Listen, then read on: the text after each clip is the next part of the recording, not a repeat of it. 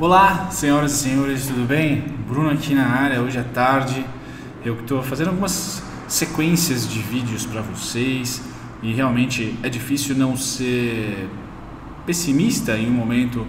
Pessimista não, né? Mas menos otimista, faz parte do traço de personalidade ser sempre um cara esperançoso, tá? Mas ultimamente os vídeos têm sido um pouco carregados, principalmente aqueles que eu gravo e aí 2 minutos depois ou um dia depois a gente tem um circuit breaker e o conteúdo acaba ficando defasado, né?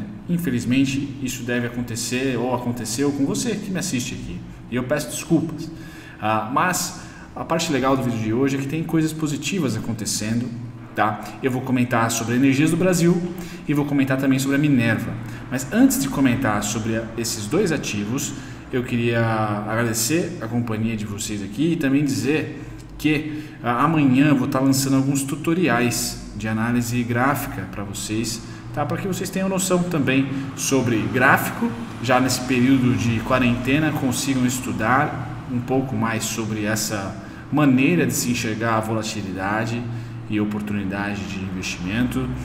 Na descrição desse vídeo tem todos os links gratuitos das aulas antigas, mas eu vou fazer novos, tá? Atualizados para que vocês possam consumir durante a quarentena e também, né, fazer companhia para mim aqui. Eu também tenho algo a ser criado.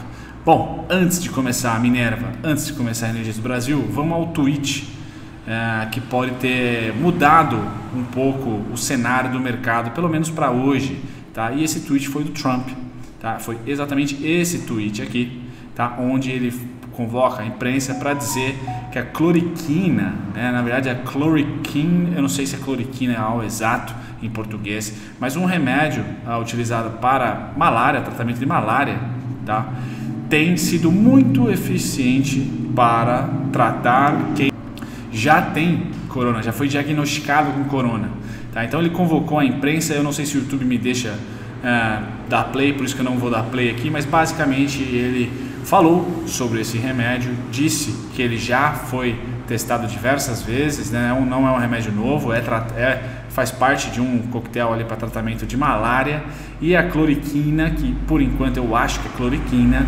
é a substância mais efetiva, tá? Contra o coronavírus, e isso o mercado deu uma certa respirada pós essa conferência, pós esse tweet também. E aqui uma confirmação de que de fato esse remédio tem muita urgência. A Bayer, tá? Divulgou que está se unindo, né, aos governos norte-americanos na luta contra o Covid-19 com a doação de 3 milhões de tabletes de droga do Resoquin, que é essa cloriquina, fosfato de cloriquina deve ser, tá? Chloroquine phosphate, que vocês estão vendo aqui, ó. Então esses dois tweets, né, ou essa conferência mais esse tweet levantou a bola do mercado. Então vocês podem ver que algumas ações já começam a dar uma respirada para cima e aí começam a pipocar na internet, na FinTwit e diversas outras fontes, todas as informações sobre esse derivativo aí da cloriquina. Não é de fato, não é a cloriquina, vamos dizer assim, eu não sou médico, né, mas é no seu efeito natural, é um derivativo da cloriquina que tem se mostrado muito efetivo na inibição desse novo vírus do coronavírus, tá certo? Então é legal, eu também quero cada vez mais trazer para vocês aqui coisas boas, notícias boas, né? E a gente vai juntos, aí, como o YouTube é uma maneira de se comunicar que não é irresponsável durante o outbreak, aí, né? Durante a nossa quarentena, vou estar aqui com vocês trazendo também as novidades. Não digo minuto a minuto, quem me acompanha no Twitter, sim, provavelmente você vai me ter lá minuto a minuto, mas no YouTube um pouco mais tardio, mas trazendo para vocês também a nossa boa e velha análise técnica. Então quem me pediu a nossa digníssima ENBR3, que foi aquela mesmo que eu falei para vocês que eu estava em 17 e pouquinho, né? Eu tinha uma das minhas compras, tá em 17 e alguma coisa, perdão, acho que foi, não, foi 16, isso, deixa eu só ver certinho qual foi minha compra aí.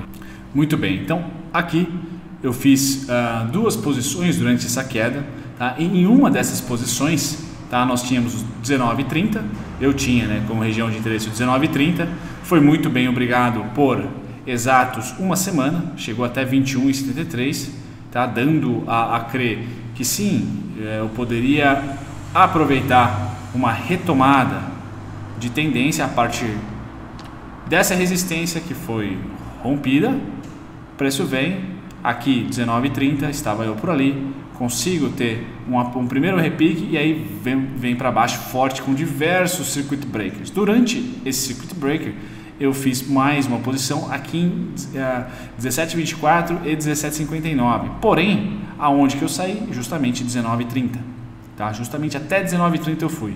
Por quê? O mercado começou a virar de uma forma tão violenta que, para eu não ter a posição carregadíssima e só fazendo médio para baixo, eu também comecei a desovar e aproveitei esta oportunidade aqui, porque a priori o mercado dentro desse retângulo, para mim, ele iria lateralizar, e era o que eu achava que ia acontecer com ela, NBR, era o que eu achava que ia acontecer com a Klabin, por exemplo, mas não, todos os papéis embicaram para queda.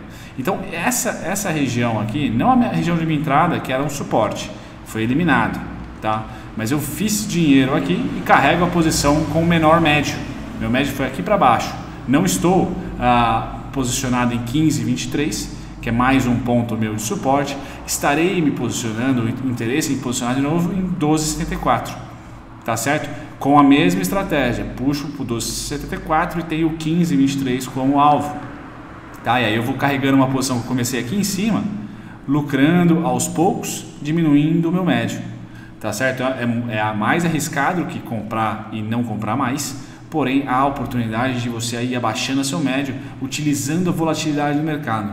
Eu acho que se as coisas embicarem para cima agora, ou seja, notícias boas vindo do externo, né, principalmente da área médica, o normal para a NBR, na minha opinião, é ficar entre 15,23 e 19,30. O que pode ter aqui, que o governo pode anunciar, eu acho super justo, é tirar o custo de energia, tanto dos negócios como das pessoas, das residências, tá certo? E aí todas as empresas ficarão sem receita, obviamente, porque gerarão energia sem cobrar, tá? Então pode ser que tenha essa medida do governo, tá? Em um momento difícil como esse, não acho muito acertada, tá certo? Então a ideia é que se precifique, tá, o futuro longínquo agora, 6 meses, em vez de 3 meses, estava falando lá em maio, junho, talvez a gente pule para agosto, tá certo? A precificação que o mercado começa a fazer. E no caso da Energias do Brasil, as coisas melhorando, esse é o retângulo que eu acho que a cotação deve ficar, tá? As coisas piorando, este é o retângulo agora que eu espero que as coisas fiquem, tá? Passou do 12,74, para mim, perde total interesse, tá? Aqui eu vou ter que pensar, vou ter que decidir se eu stop, tá? Ou se eu faço simplesmente o que as ações que invadiram o IPO eu tenho planejado. Por exemplo, vamos supor que o IPO dela estivesse aqui, ou fosse o 12,74, e ela rompe o 12,74, eu só tenho interesse nela acima do 12,74.